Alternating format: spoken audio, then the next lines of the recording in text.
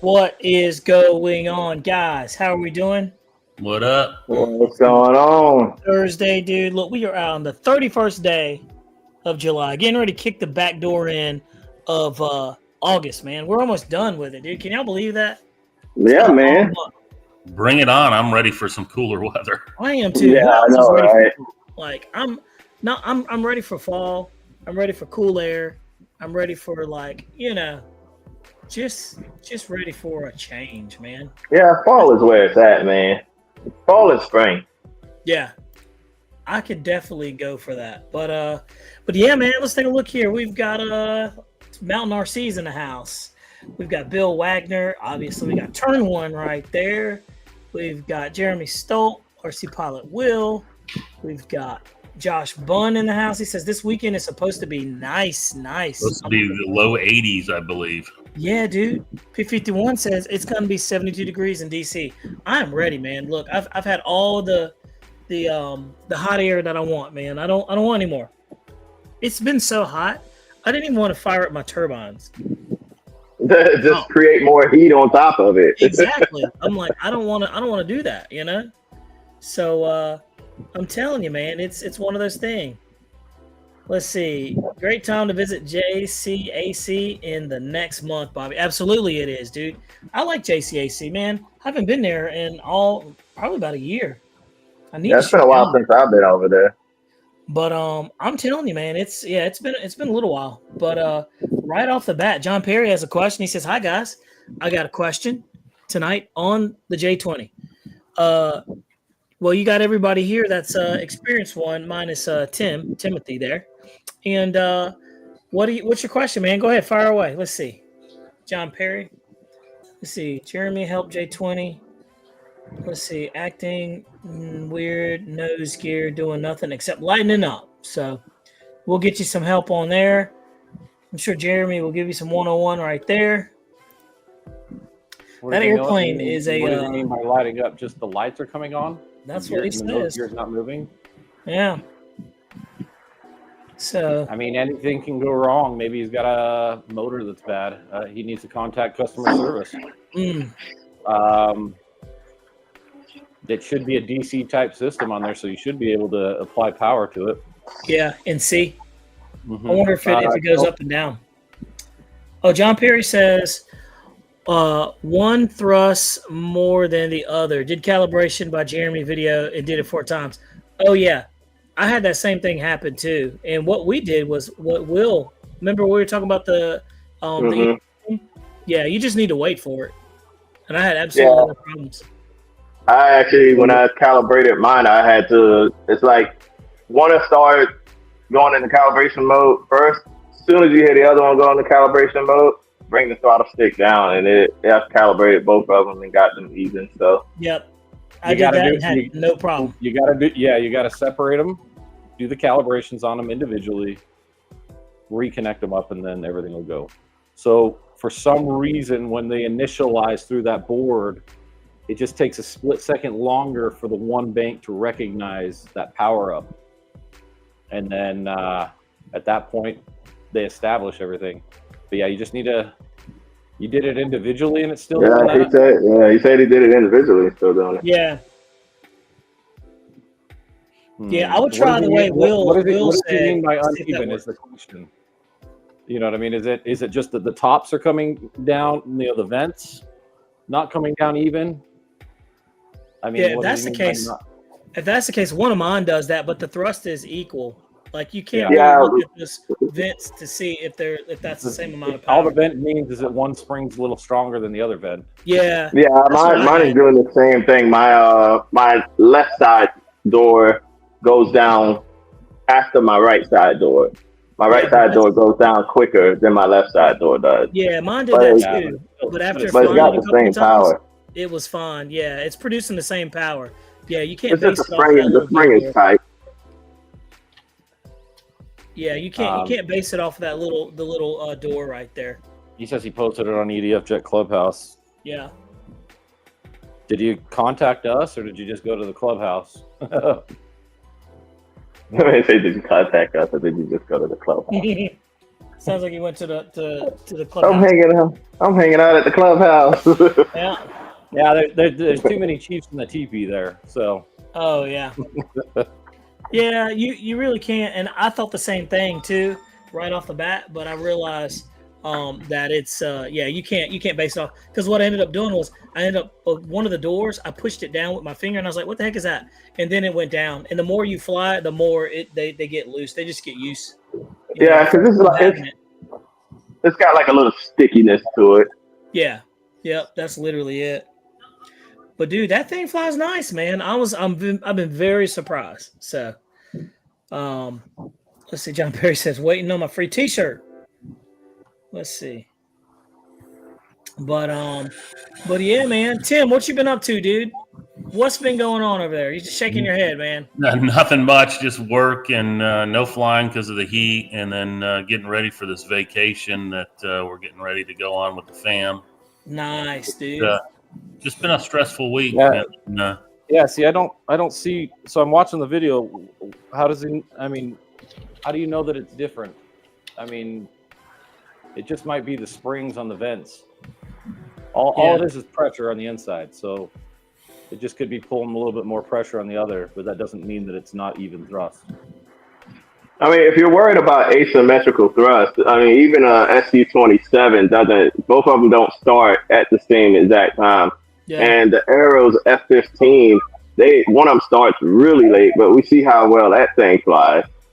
So it's not going to be that big of an issue. He's saying it's feeling the air behind with his hand. Yeah. Yeah. Sounds to me that not actually getting calibrated then, if that's the thing. Yeah.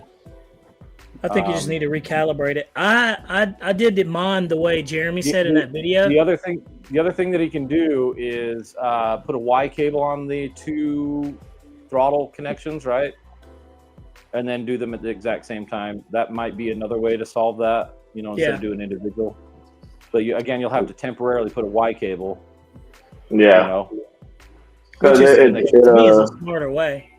Yeah, it'll initialize quicker. Well, they'll work together quicker versus going through the box. Yep. And then also ESCs. When you have multiple ESCs, they're not always going to be exact. I mean, they're going to be close, but they're not always going to be exact. So we'll see. Right. Try the Y cable, see what you can do, and then if you got another issue with it or whatnot, contact us and we'll see what we can do.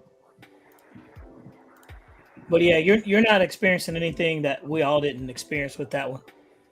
So yeah, my first time I calibrated, I actually had one go into calibration, and then the other one I was waiting for it to go into calibration. Yep.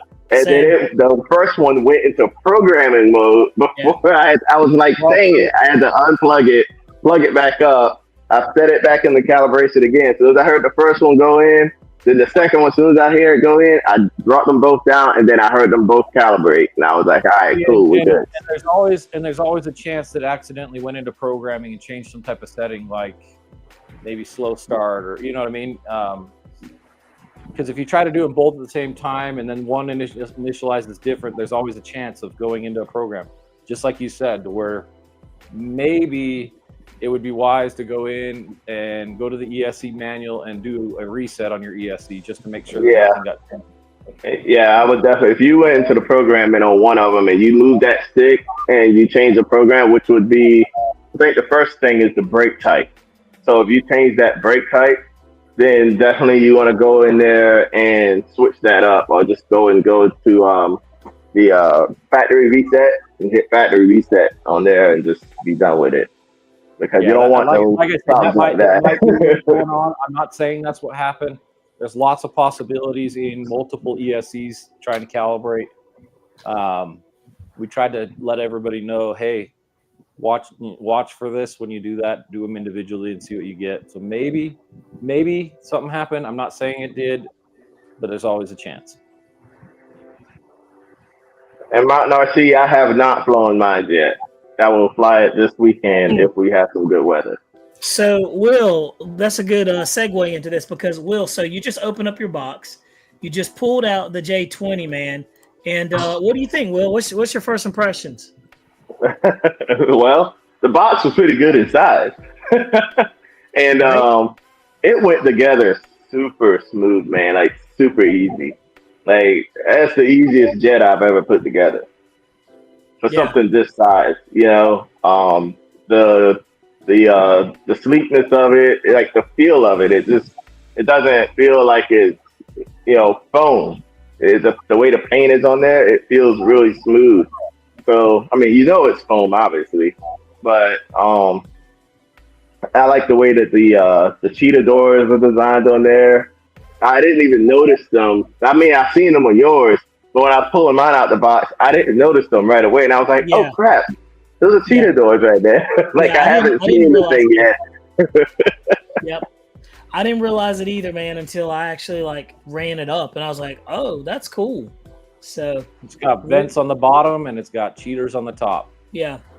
Yeah, we always like to try and have a clean top on there so that you don't see any of that kind of stuff. But yeah, it's real clean. It's seamless.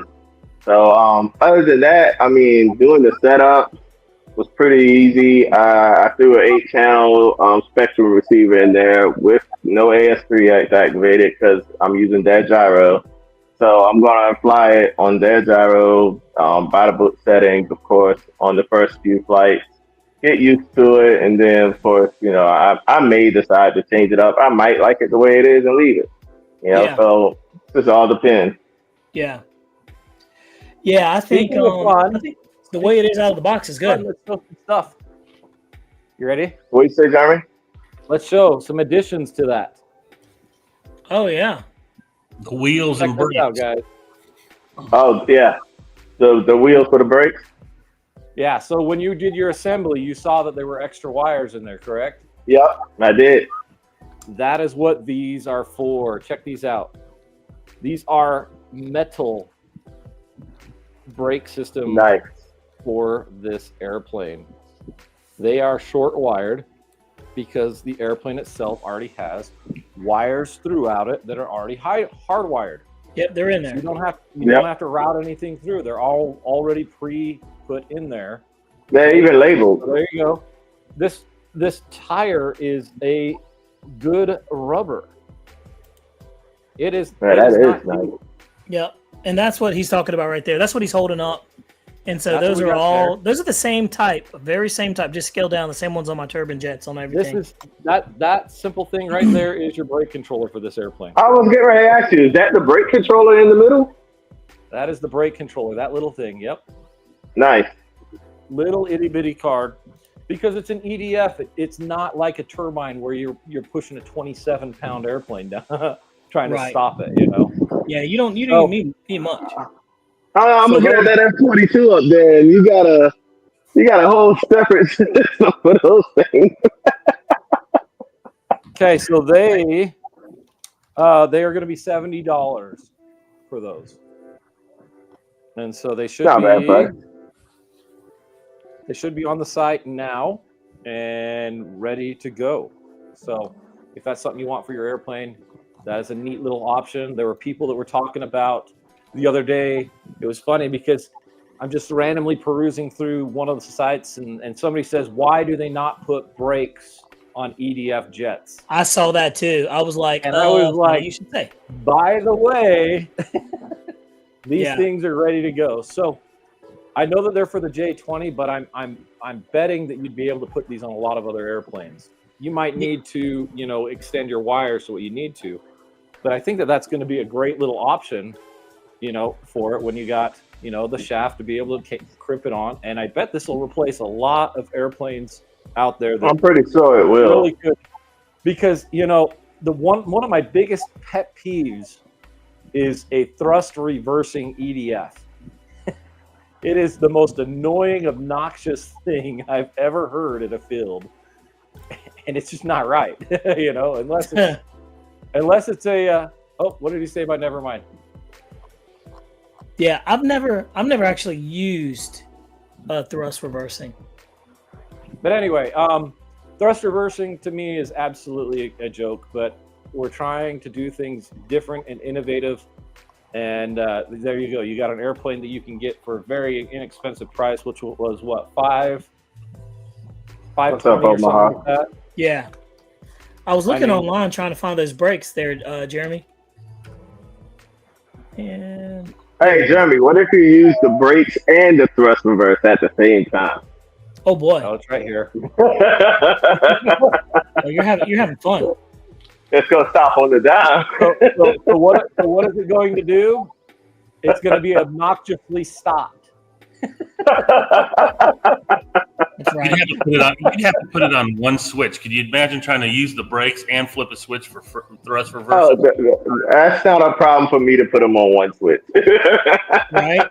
He's going to have it on the slider and slide it, and it's going to go thrust reverse and the brakes. And here we go. These are the ones you're talking about right there. No, that's not them. That's not them? No. Well, then I can't find them on the website then. Well, let me send you the link. I'm looking. Don't let Bobby call you out like that, Jeremy. Show him who's the man. Let's see here. I see there's a YF-23 set of brakes on there. I'm looking. And I'm not calling you out. I'm just saying I can't see them. I'm showing it. It just may be working on cell phone instead of old computer. Let's see. No, hey, but Jeremy, though, there's a lot of truth to that because the brakes on the Viper that I have came from the AF L-39, and they fit right in there. And I mean, it worked perfectly.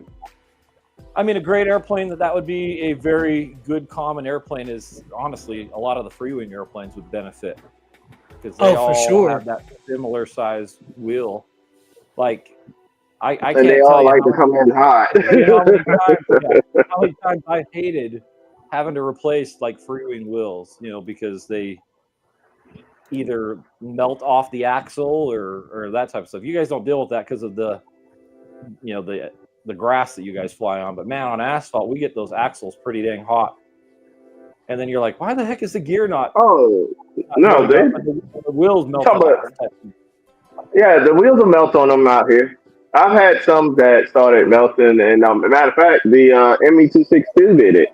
I was taxiing down the runway, and I went to go take off. Right after I took off, the wheel had fell off. We found that it melted on the shaft and it just popped off because there's no bearings in it. So it just melted and just said, "Oops, see you later. I'm not going on this flight." Ended up having to belly land the thing.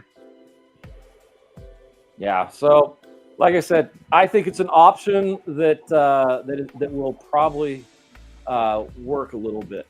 So yeah, Keith has a question. The brakes work is I would recommend you put it on a slider, and it should increase the magnetic pull on the brakes or the magnetic. You don't want to put it on a switch because then it's an on. Yeah, you put it on a switch, you're just going to be locking and skidding. So unless you're flicking that switch real quick. Well, here's one thing. What I do is I actually have mine on a timer. Like I can hit the switch, and within like 4 seconds it goes like that. So that way, right there. Joe Bag brings up a good point. He says the landing gear has to be able to lift the extra weight. So yes, they do. That's why this airplane has DC, gear-driven, solid aluminum awesomeness right there. Yeah, so they are. I will say they're robust, man. They're very good. I'll tell you guys another way that I set up the brakes. Like the way I got my brakes set up is I have it on a speed. Like if you go into the transmitter, you could go to the speed for the channel, and when you hit the switch, you can. It's probably the same thing you did, Bobby. You just said it's a timer, but you adjust it's the same thing. You just adjust how fast it actually travels to negative 100 or positive 100, whatever, and it just takes its time and it gets there. Yep. That way, when I'm coming in for a landing, I can go ahead and hit the switch, and I've got plenty of time, and I know that when I touch down, it's going to stop right about this spot. So, it's at about 25% brakes as soon as you touch down. I try to use thrust reversing only for like a panic situation. Like I did something wrong on landing, and now I'm cruising at Mach on landing. I mean, it all happens. It's a nice option, but I feel that actual brakes brings more of that realism, scale, effect that to me is, in my opinion, worth it better than thrust reversing. Thrust reversing is just annoying. Well, it's annoying, and it does. I mean, I'm sure it helps, but it doesn't. It doesn't stop the plane that fast, especially if you land on pavement. Yeah, thrust reversing, and it's really dependent on what you're dealing with. The thrust reverse really kind of came out with the Viper 90, but the Viper 90 had like the perfect intake and exhaust setup. So when you threw thrust reverse, it was like almost like it was literally thrusting out the back of the thing, but it's throughout the front. If you put that on something like a free wing F-15, it's not going to work much because the bleeder is going to bleed out the cheater hole so badly that it's not going to be beneficial. So you really need for all of that air to be able to push out the front intakes in order for it to really benefit. And also, too, I feel like it's just wrong. Like when you hit it, I feel like it's bad for the motor when you're going in reverse. You know what I mean? It just I doesn't don't feel know if anybody right. has any specs on that. I mean, that'd be interesting to know. But Yeah, I don't know. I mean, has anybody done thrust reversing and all of a sudden like they start chewing things up? you know what I mean? That's what I'm wondering. Well, I mean, Fanjet, SR-71 did. I mean, that ate a parachute. But I mean, Fanjet USA tells you that with the HET motors, do not use thrust reverse because you will burn the motor up. well, it's got to be hard on the bearings. Yeah, that's what I'm thinking. It's hard on the bearings. Yeah, it's hard on the bearings because you're stopping that motor from one way going the opposite. Yep. So Plain Day asked a question. He says you have to figure out how to clamp those braking wheels to your landing gear. Yeah, for JP, you usually have the center shaft, and then the brake itself has to get locked on. Now let me show you this a little closer, guys. That already has the braking assembly attached to the shaft. Oh, that's cool. It's not going anywhere. Yeah, that is cool. So the only thing you got to do is use the captive screw and use that flat Too easy. spot Right. to be able to lock that in there. So they thought of that. Yeah, So- that's too easy. Yeah, because with the JPs, you do have to try to get it to where it's just right. If it's too tight, it's not going to move. If it's too loose, you're not going to get any effect from the brakes. So yeah, the JPs are that's definitely different. JP brakes are way more universal. They're intended to go around the strut for the locking mechanism on some of them. Other ones are using a dual set screw hold. There's just so many varieties that you can get with JP that you can't cover it all. But they work great on a lot of things. Every now and again, you have a JP that doesn't work.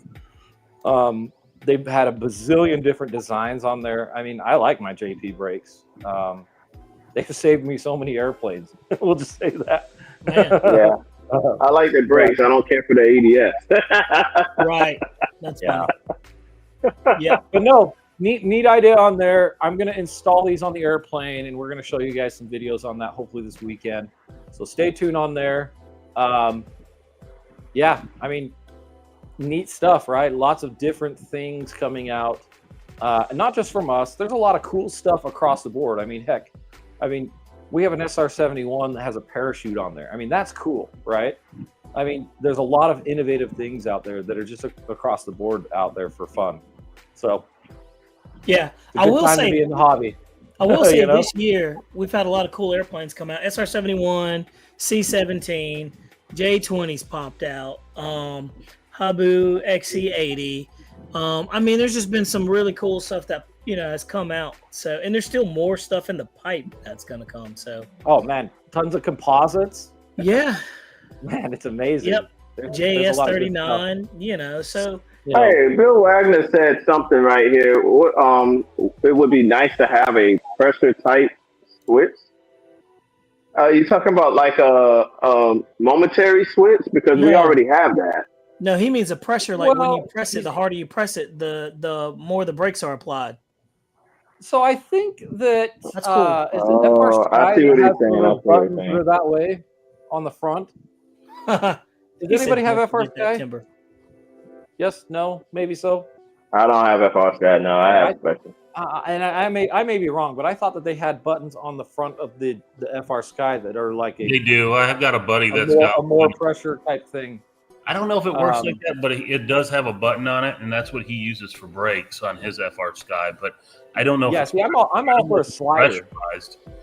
You know, the harder you push it, the more it breaks. I don't know, man. I would probably have a problem in like the high stress tension area where I'm like instant brakes all the time. Tim, what do you use?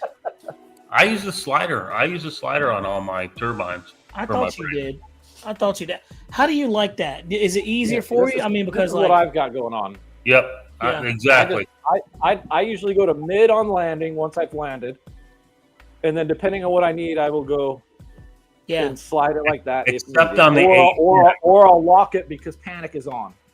Hey, except on that A10. I'll tell you what, Jeremy, when I landed that A10 at JOK the first time, I was like, holy crap, I gave it a little brakes. I'll give it a little bit more brakes. I was like, you were like full brakes and it just kept going. Full brakes and it kept going. I'm like, holy crap, are the brakes working on this thing? That's what happens. That's Kentucky weather. Boy, it was majority of my airplanes at Kentucky, the brakes just suck. Yeah, it was. I don't know. I learned a lot about.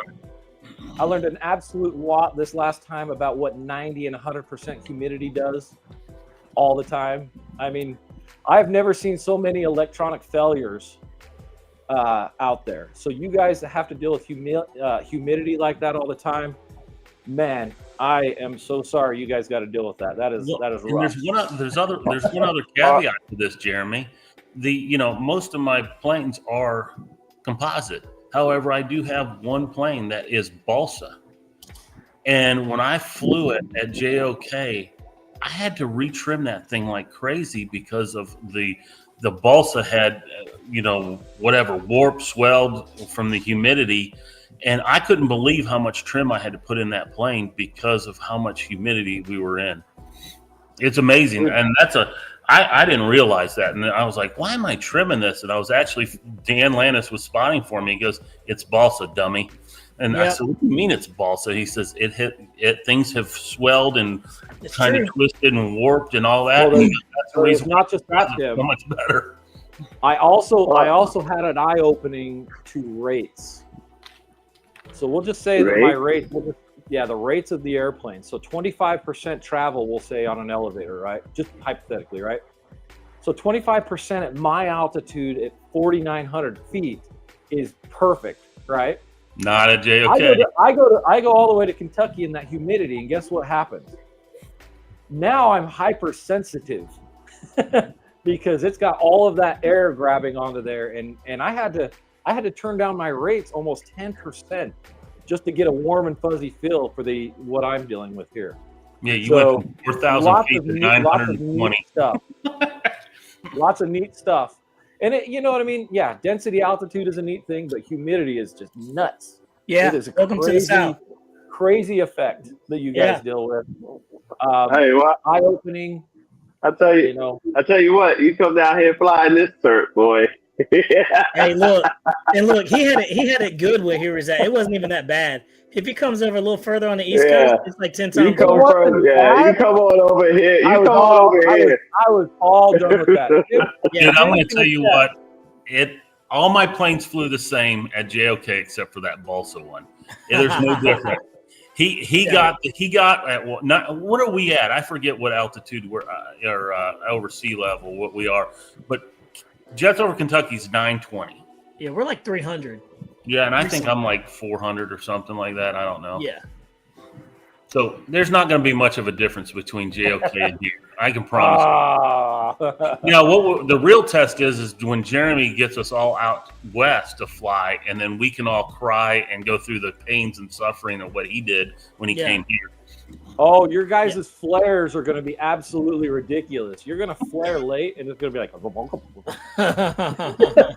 Hey, we're at 300. Like, where'd the air go? 315 feet. Yeah, we're at 300 feet, buddy. We're not. Yep. 315 feet and like almost 100% humidity, dude. It's like when you breathe, you can drink the air. No, it was rough. Now, Oh, yeah. now, I want to make sure you guys know that it was a pleasure being out there with all you guys. Of course. I joke about my complaining about the humidity, but I love experiencing it with you guys because what I can think of is that it makes me a better pilot, and I can make it to where when we build airplanes, we can hopefully accommodate to some of that, So, yeah, man. Well, look, I'm glad you went out there and had a good time and everything. But man, me and Will have been flying. We finally got around to flying that big old Caboose. That thing was cool. Did you guys know that was scaled after a Polish glider? I had no idea until I actually did a little research on it. I had a guy talk to me the other day online, and he showed me that glider, and I said, "How many people really buy gliders anymore?" I mean, is apparently that really a lot. 100%. Apparently a lot. I was surprised. I mean, I'm being honest. Okay, I don't see very many people fly gliders anymore. Oh yeah. I just don't. And I go to many fields. It's very different. Many people. I don't know. I just haven't seen it much. Yeah, I mean, know. it's different though. Like, man, it's not. I gotta say, from my experience when I flew it, like trying to get it to land was not an easy thing to do.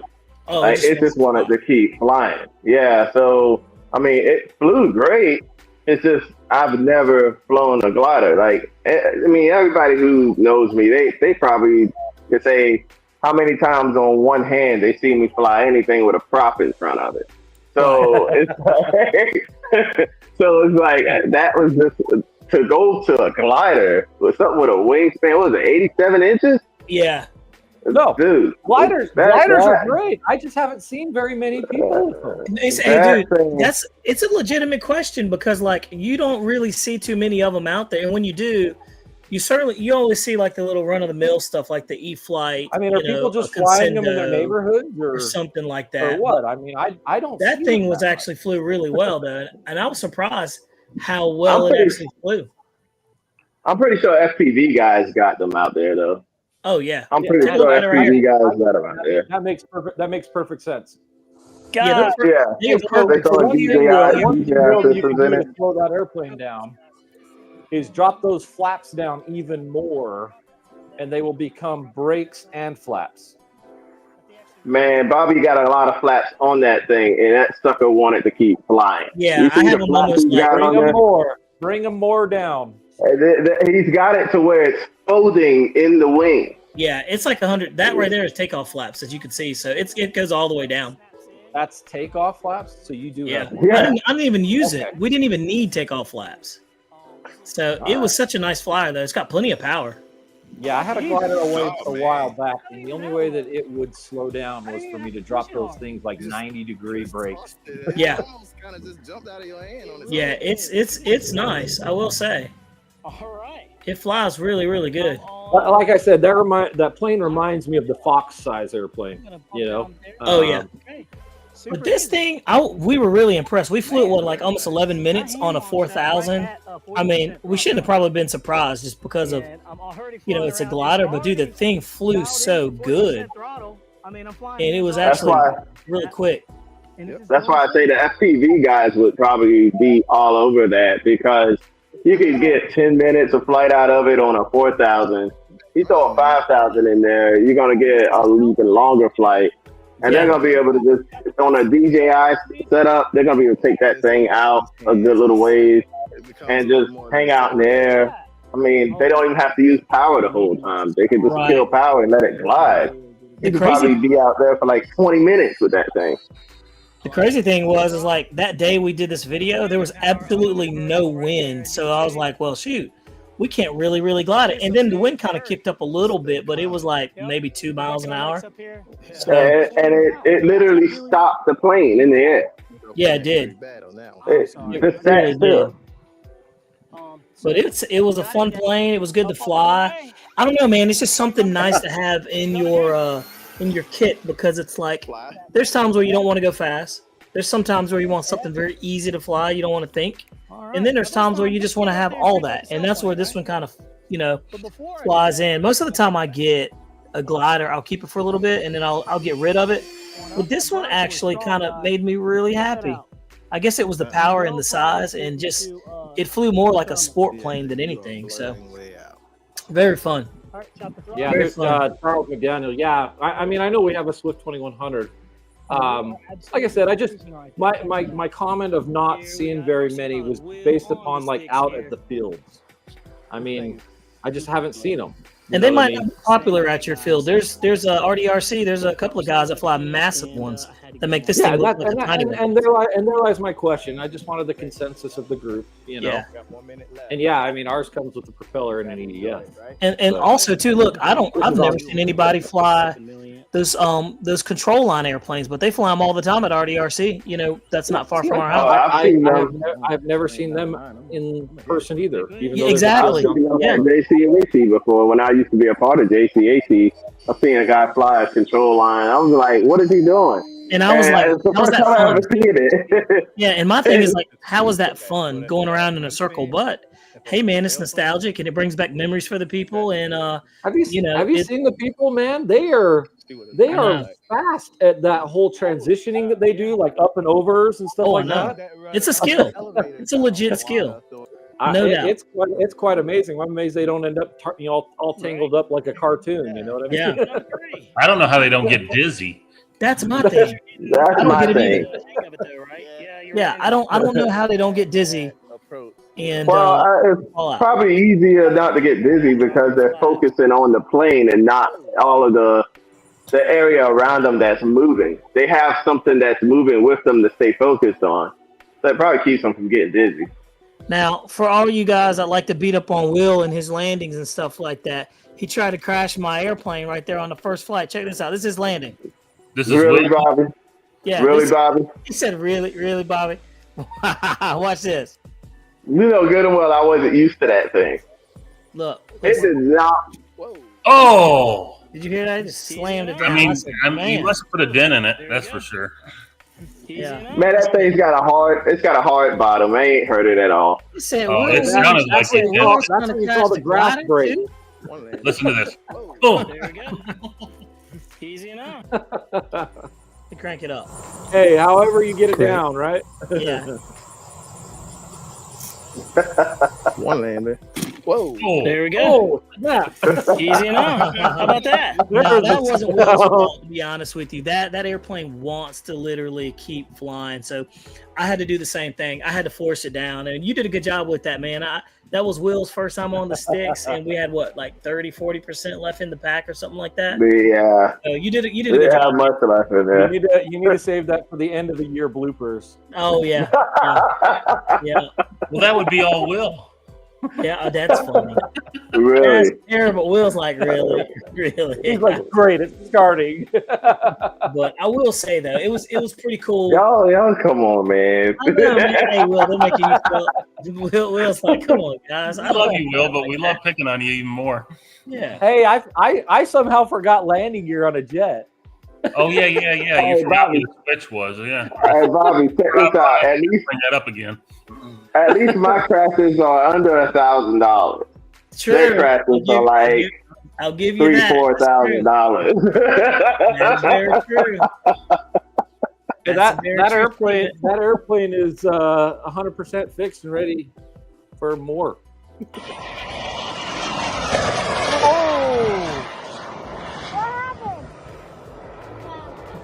I love this video. That was about 10 grand together right there. Daddy hit you is what Hey, happened. Jeremy's like, that dang was it, about- I knew I shouldn't have said That was about 9,000, and then another potential 4 for an airframe. Oh my God, man, that just made my heart hurt. Jeremy doesn't Yeah. discipline his children. He just goes out and, all right, he's been bad. I'm going to take him Well, out. it's called air combat. It's all fair in the air. That's funny. Oh man, that's crazy. Let's see here. You guys. Y'all were funny. Let's see. Oh here. my goodness. Hey, Jeremy, I got that link of the Fly Fans brake system in there. Let's see here. You can I'm share it actually on your really little- surprised. That's a good price. $70, $69.99 is a good price. if anybody that's ever owned electric brakes, that's a pretty decent price right there. How much is it? $69.99. $69.99. That is a good price. Yeah, that's not terrible. So we don't put it on the airplane stock because, well, for one, we want to keep the price low on the airplane, and not everybody is going to want that. You know what I mean? So Yeah, I mean, if you're flying off grass, that would be no offense, it'd be a waste of money. I mean, Well, for sure, you don't need it on grass at all. Heck, on my turbines, except for that 810, I don't even have to use the brakes. But on that 810, Well, hold on. Pump the brakes right there, buddy. Uh-oh. Me and Bobby will need it on grass because, one, we like to land tailwind.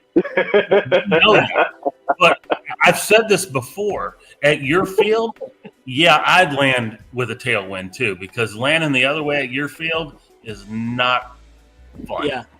Yeah.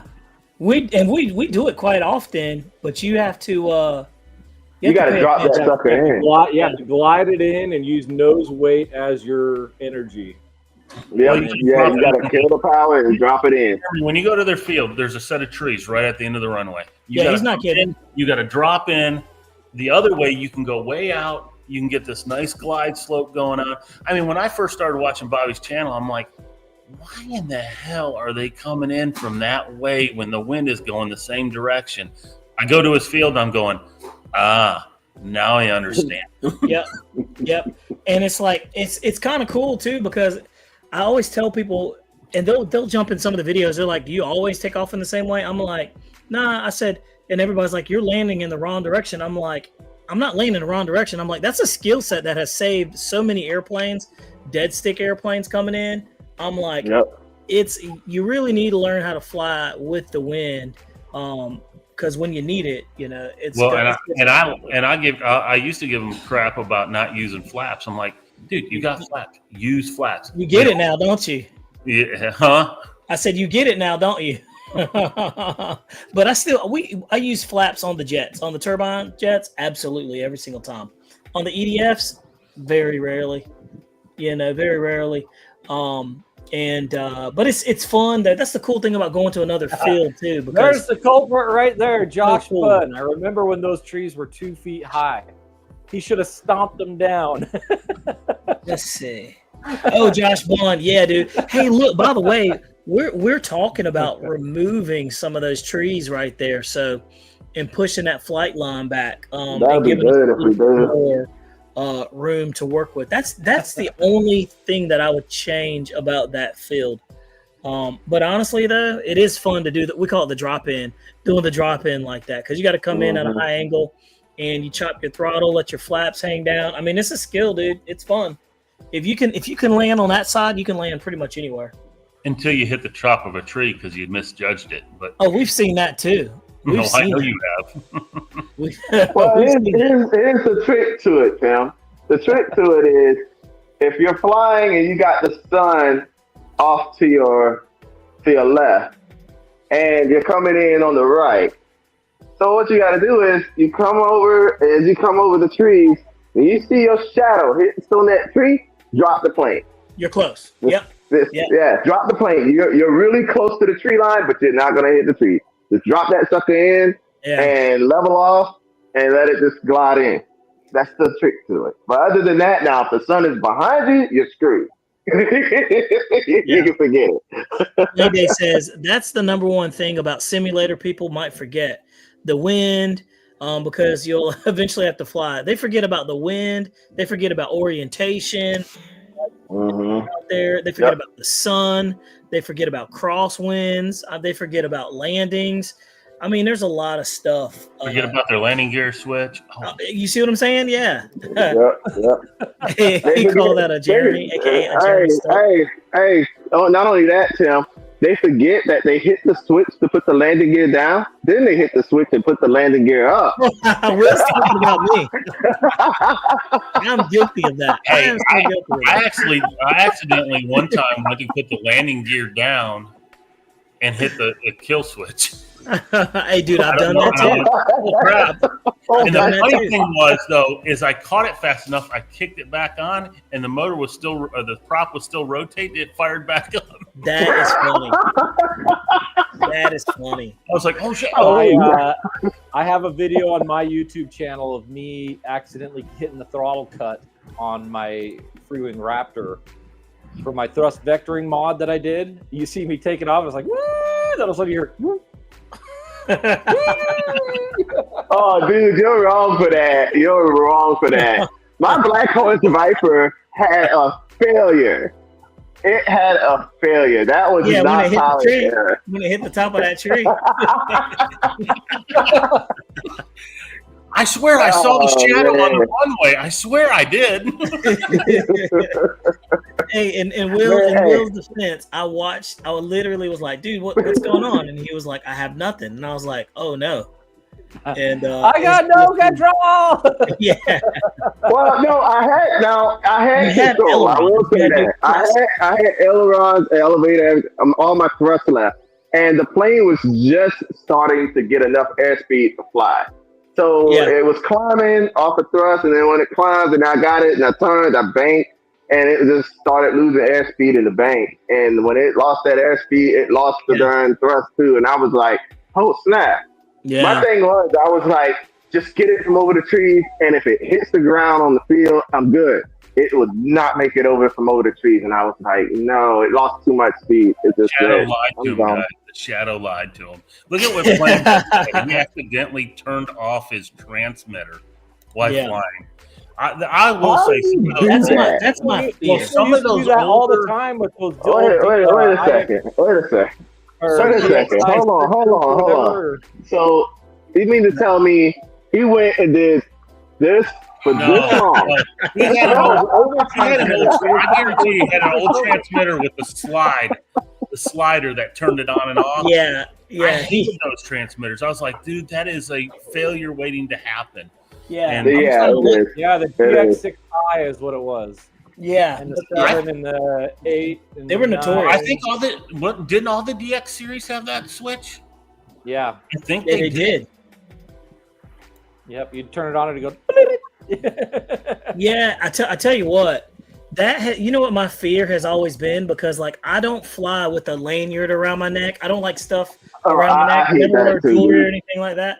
I just don't like it. And so I'm holding my radio. My fear is, for whatever reason, I drop my radio while I'm flying, and then I'm like, what in the heck? That's why I use a lanyard. I've seen too many people out there. But I've seen people crash with a lanyard for whatever reason. They're holding it, and it slips out of their hand, and the radio hits against their chest and hits their control things, and it goes crazy. I've seen it. Slid out of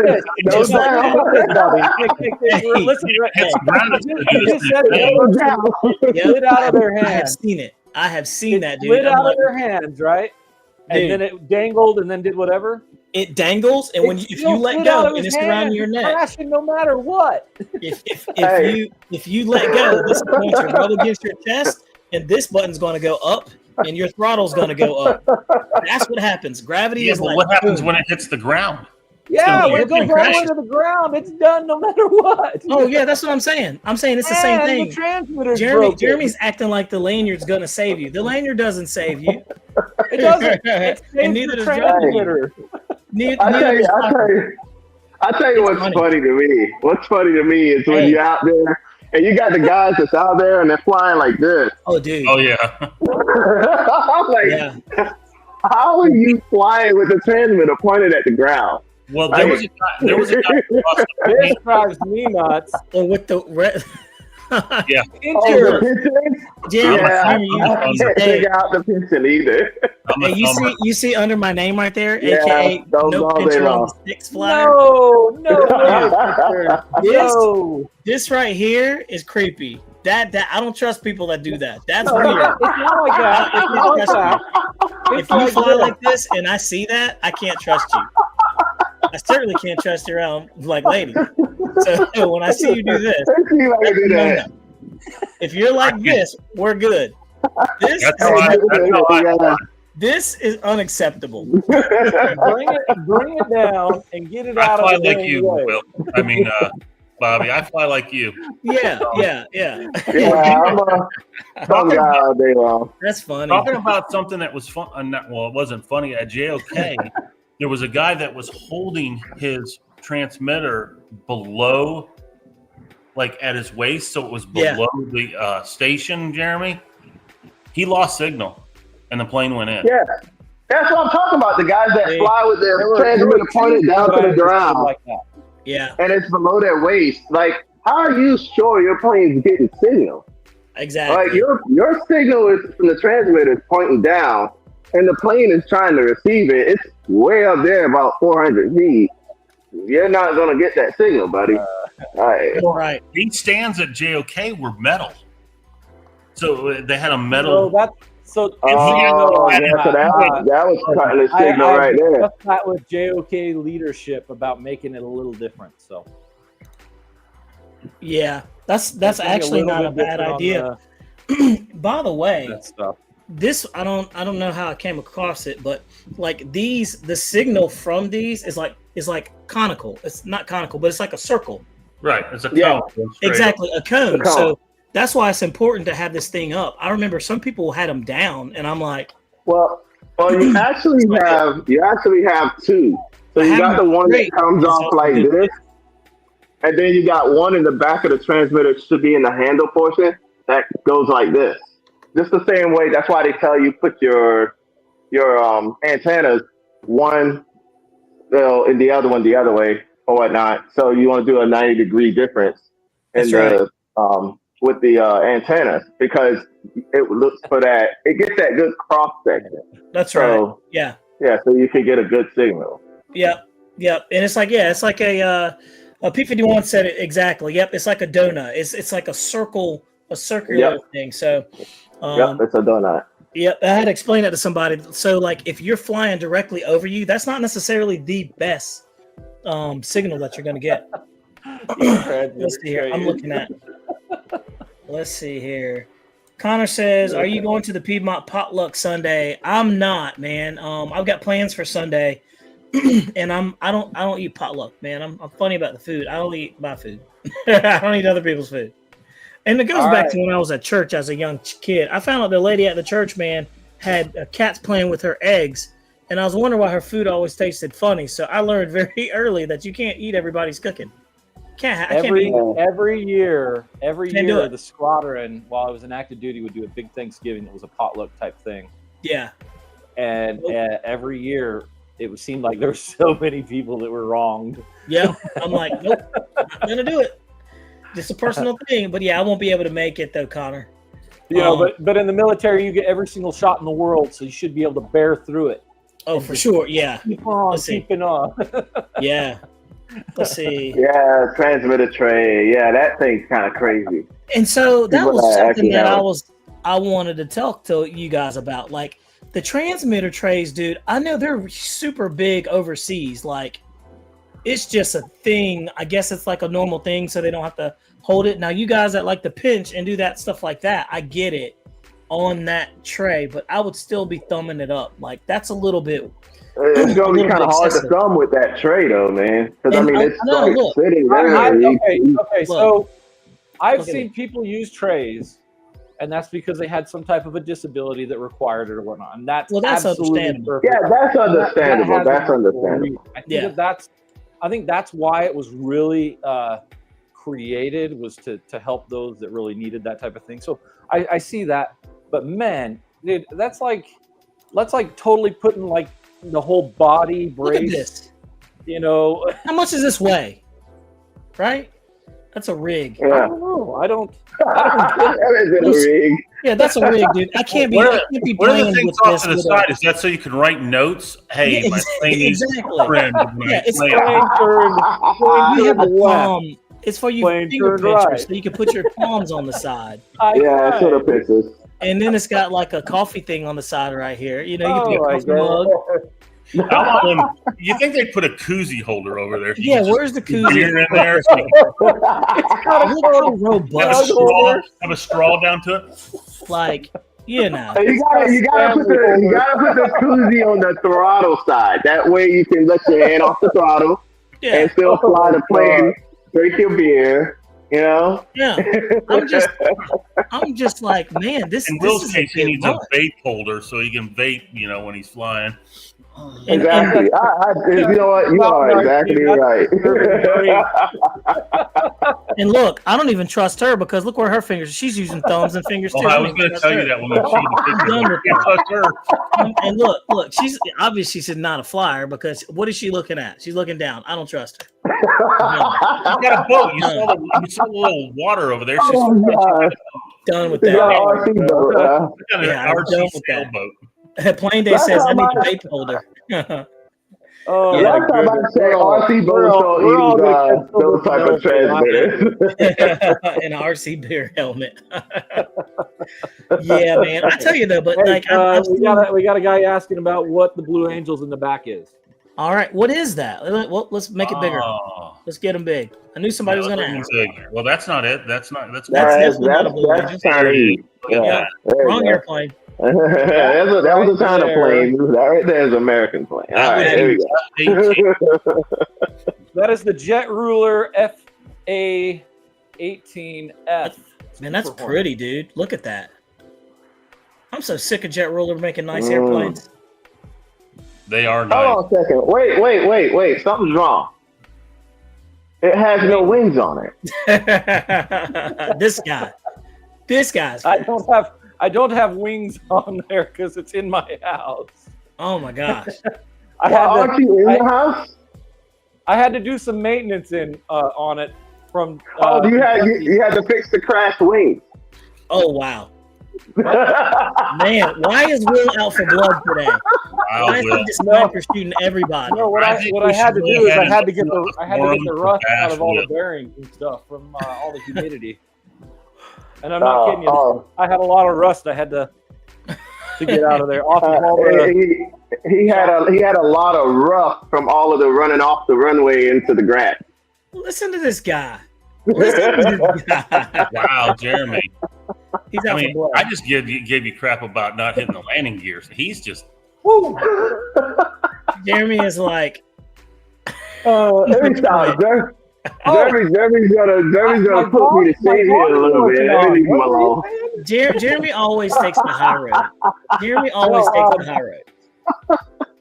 No, I only went in the grass once, right, Tim? Yeah, that's it. It was once. That's And right. that was It was. technically that was technically a flame out. It was. You Which and I you had- both had flame outs at JOK. And you had no Wait, control. hold on. You went into the grass. There were a lot of motor problems. Yeah, I had a flame out right in front of the flight station with my gear down. I just kept going straight. Man. And hey, I was sitting there. I was like, "Hey, man, I don't have any throttle." And I was like, and Dan was standing next to me. He goes, "You don't," because you can't hear. There's so many other jets in the air. You can't tell that you lost power until it started slowing down. And I'm trying to give it power, and it ain't going nowhere. So that thing, I flew it. It went so far down the runway, I could barely see it touch down. I flared, and then it ran off it ran into the grass, but. It was so far down there. It was probably, I don't know, 1,000 yards down probably. It was down there, dude. Right? Hey, Bobby kind of reminds me of when he was at our field and he didn't put on the brakes after landing. You're right. I came in a little hot.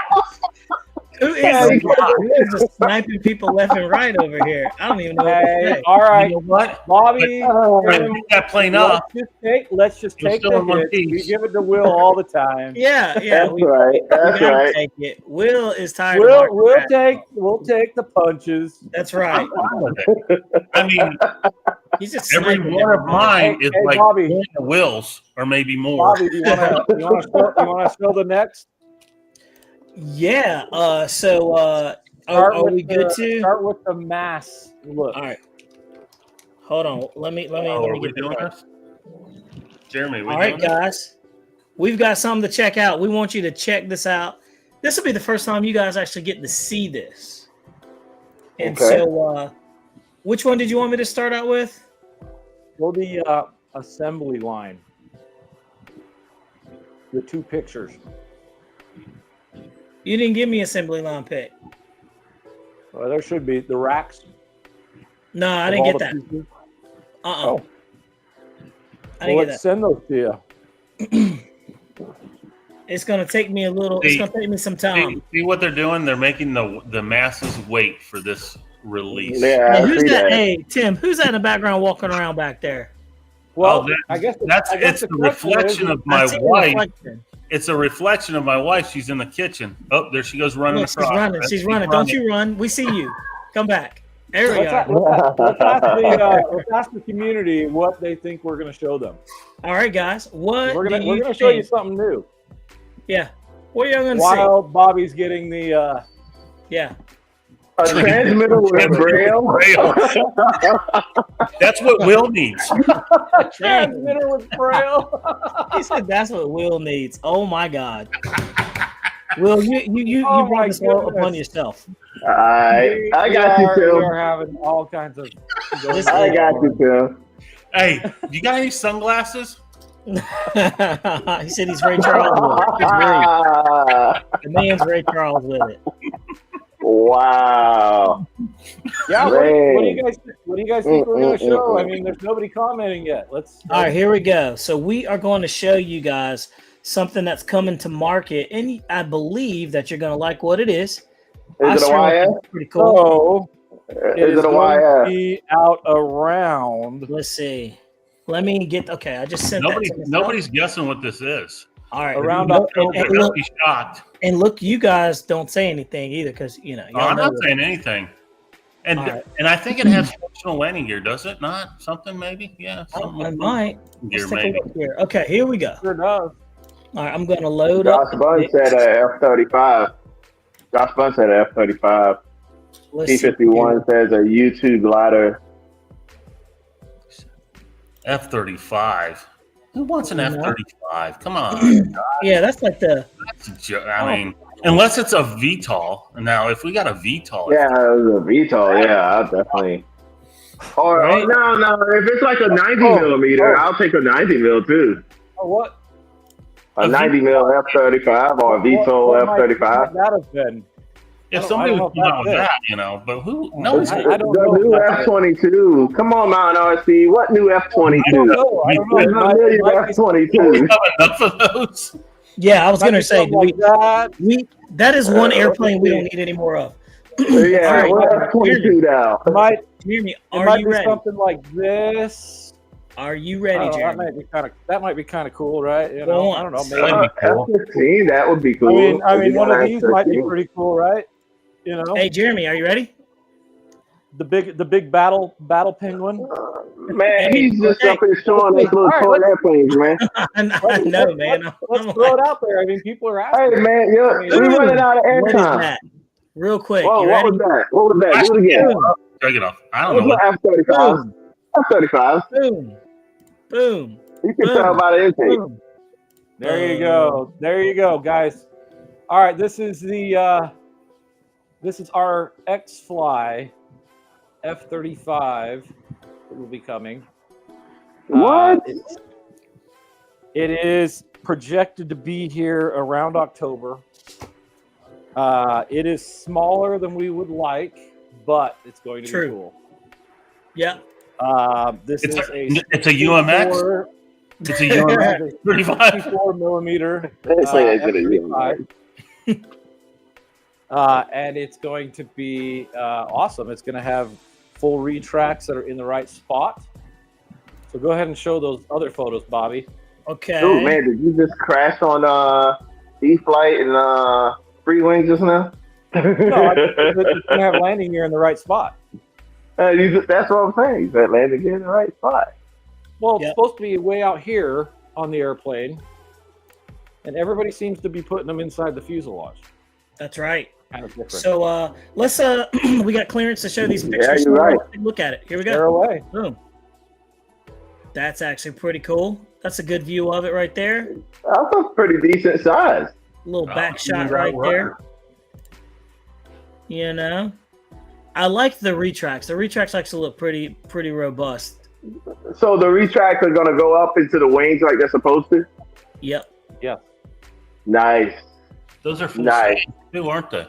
Yeah. Full Yeah. flying stabs.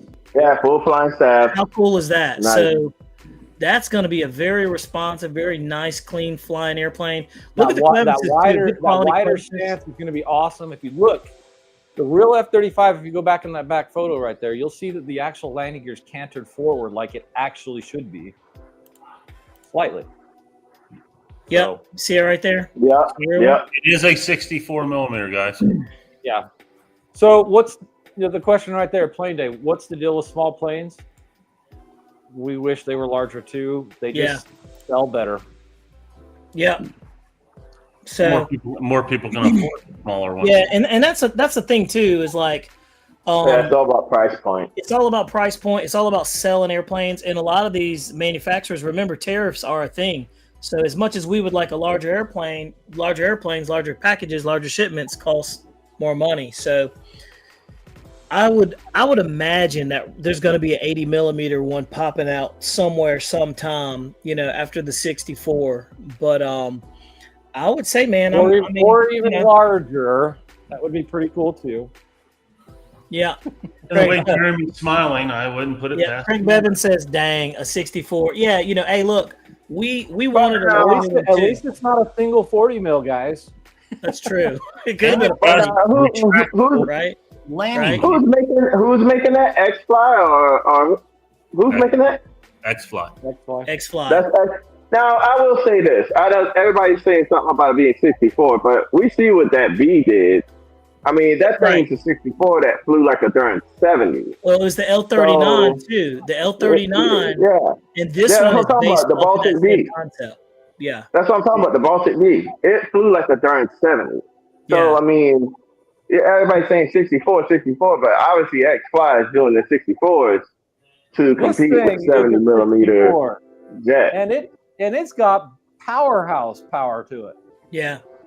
So that I mean, like now with in-runner motors on there, and it's fast. And it's 251 fan says our government does not want us to have fun, like the Burgermeister, Mr. Burger. That's funny, man.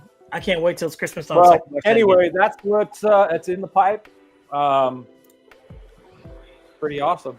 I mean, there's Mountain RC said there's lots of 64 millimeters that are amazing. Like heck, that Flyfans L-39, right? Yeah, that thing's still a huge rave. We sell tons of those things. I will say that L-39 changed my viewpoint on 64 millimeters, because honestly, 64 millimeter airplane is not much different than a 70. To be honest with you, it's not much different. A lot of these 64 millimeters now are more efficient and have enough power. That's right. Have enough power that they equal a 70 pretty much. Yeah. Well, I'll retract that real quick, Bobby. I would say the Xfly 64s, because after flying those things, they give me a different look on 64s. Now, I've flown other 64s before, but those Xfly 64s that you and I have been messing around with, those things are pretty good. Yeah. Well, I'll even say the E-Flight F-15 64 flies good too. So, and then the Arrows F-15, that thing flies really good. Yeah. So there's 64s out there that fly good, and then there's some 64s that are just crappy. Omaha said it right. The C-17 looks like a 70 millimeter in the air when it's flying.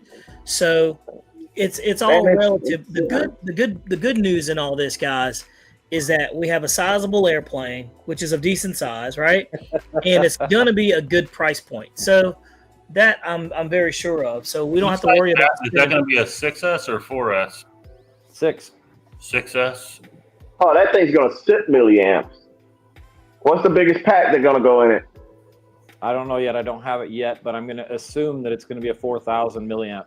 I think it's going to be. Oh man, I'm going to stuff a 6,000 in it.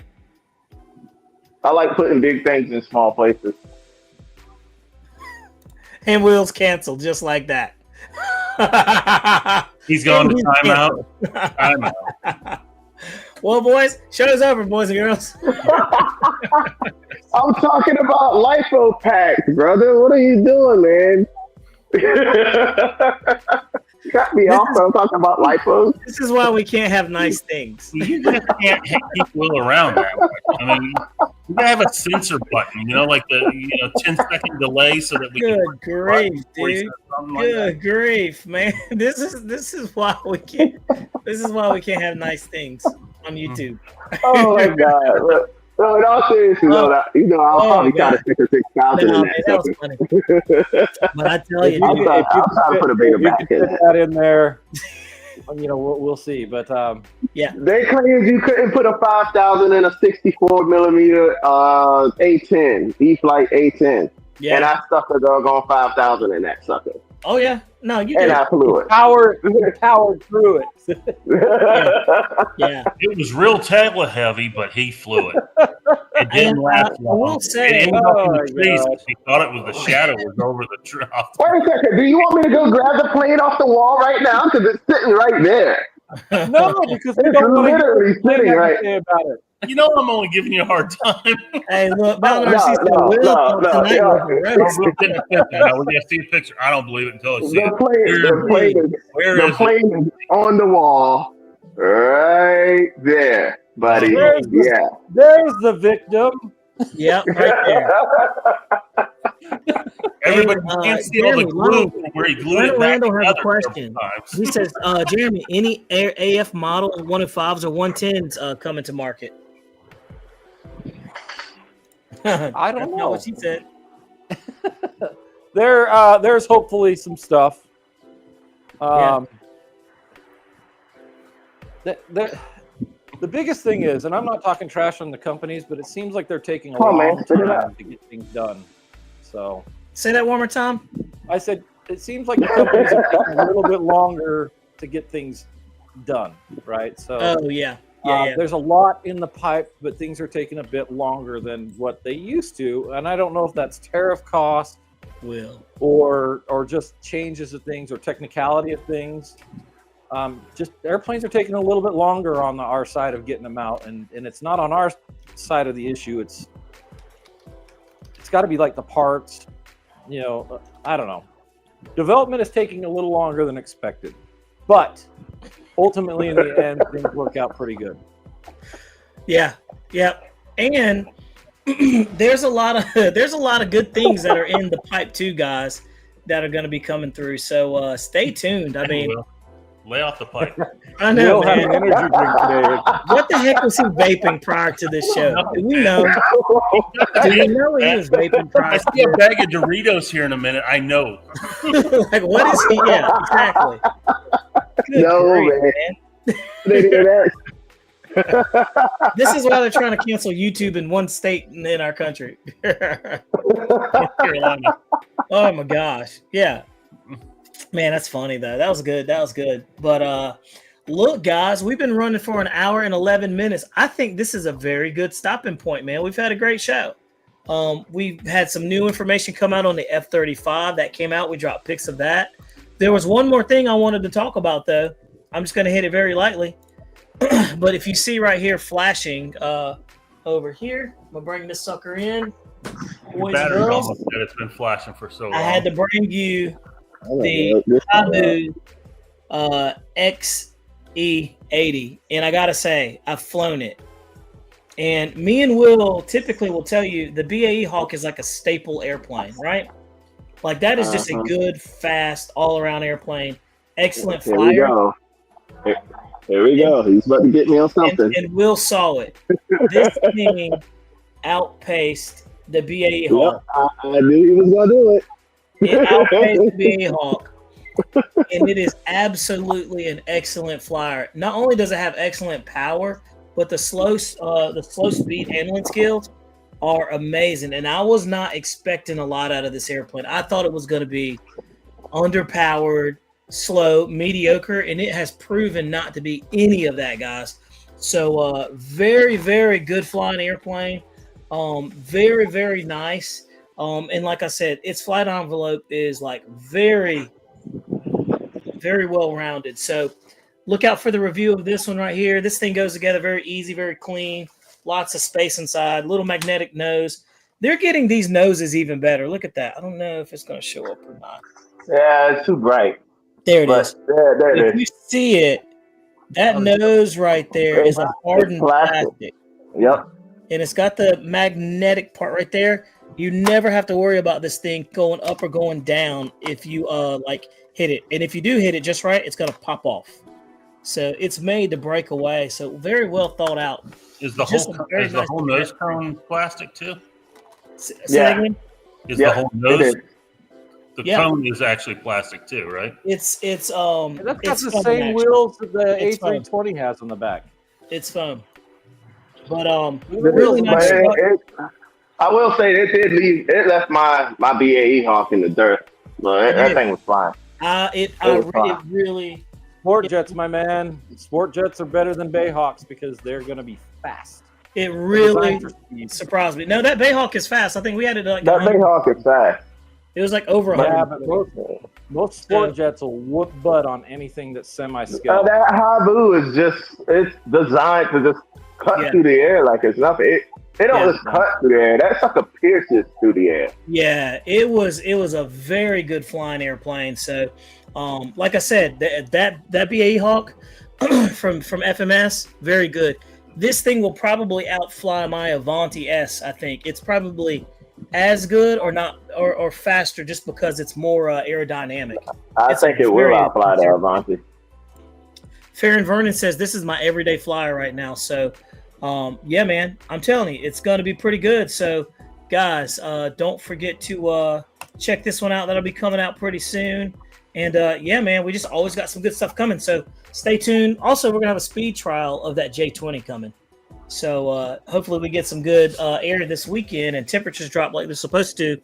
We can out there and have some fun. So well, me and Bobby want to try to get you guys a video of the J20 and the F-22 in the air together, or either both J20s together. That's or right. Something. So, but we got to get us somebody to hold the camera. That's right. So while we work through that, to say that a head tracker or a helmet cam does not do just? Nope. No, we need Zoom, buddy. That is just yeah. We don't do that. Yeah, we need Zoom. Keith Dunn, certainly appreciate that super. I had a guy that in. I didn't even see it, man, but I appreciate. I had a guy comment on one of my videos recently, and he was like, "I've seen better," type of thing. Essentially, he could have done better, and he wants to really see the airplane do better and whatnot. I went and I looked at his channel, and it's all hat cam stuff, and I'm like, yeah. And when I first started out, I started out with the hat cam and realized real quick, like it's a good start, but I mean, people don't want to see a dot; they want to see an airplane up close.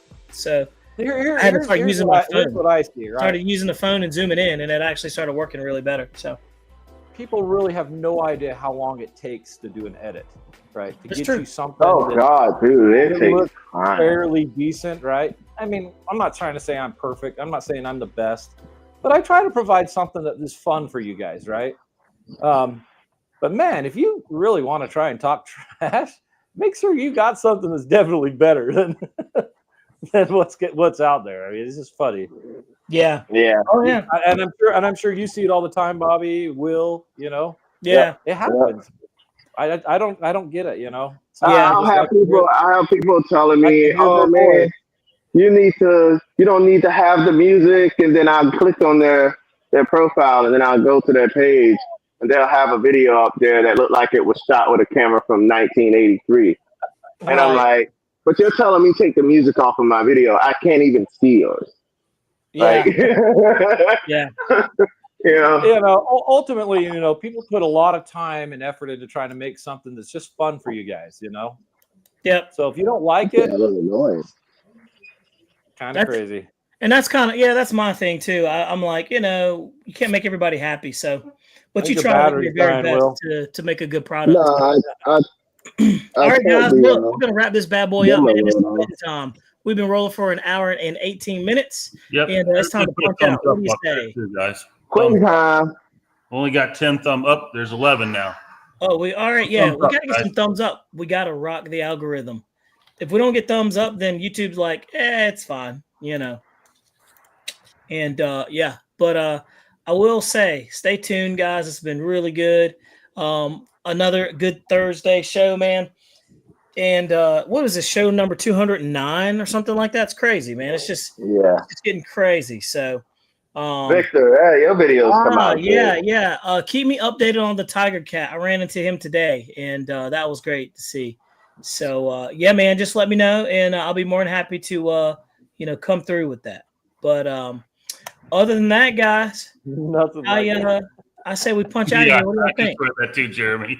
I just read the same thing. I'm sitting here going, "Oh my Let's gosh!" see. All What right, you boys read? and girls, we're gonna slide out of here. There's nothing like a happy ending. Hey, Bobby. And with that said, Bobby, we are out. What? you didn't forgot give to us our tell us last to check thought. out Raleigh Hobby Shop, man. Oh yeah, you're right. It's only been scrolling the whole show. Guys, down at the bottom, don't forget to check out RaleighHobbyShop.com. They have a full lot of RC everything. And look, Will, I'm gonna go in there with my camera, man, and we're gonna actually walk through the whole hobby shop so people can see it. We Because I've should. had We people should. ask me, they're like, "What's it look like in there?" And I'm like, you know what? I'm gonna bring you to the hobby shop, dude. I'm gonna bring the hobby shop to you so you can see what a real hobby shop looks like. This day and age, hobby shops have like everything E-Flight or everything, foam running down there and everything like that. But this place has cars. It's got E-Flight stuff, of course, but it's got all kinds of other things, Gundams in there, and it's got like puzzles and stuff, and it's got the nostalgic real balsa airplanes hanging from the ceilings, right? And they're for sale. So that's the thing. It's like everything hanging up from the ceiling is pretty Yeah. much for sale. So it's a legit place where you can go in there and get some really nice balsa planes, EDFs, used planes, whatever. Yeah. You could go. It's like going to buy new stuff Yeah, and being at a swap meet all at the same time. exactly. So, And yeah. I would go in there almost every other couple of weeks and like, oh shoot, there's an airplane hanging up, and I'd go in there and buy it, right? So, but they do have cars in there and stuff like that. But this one is like a really good, nostalgic, well-rounded hobby shop. And then on top of that, guys, look, connected to the hobby shop, if you walk right through the little breezeway, takes you into a man cave of wonders. It's all lawn equipment, mowers, riding mowers, steel blowers, Yep. anything that you want for outdoor stuff. So Tub it's like a cadet one-stop and all shop, kinds of dude. stuff there. Yeah, it's a one-stop shop. It's awesome. But yeah, guys, look, let's punch on out of here. Y'all ready? All right. Well, we're gonna do it. Certainly appreciate you guys. We'll see you next Thursday. Have a good one. Thanks for being in here.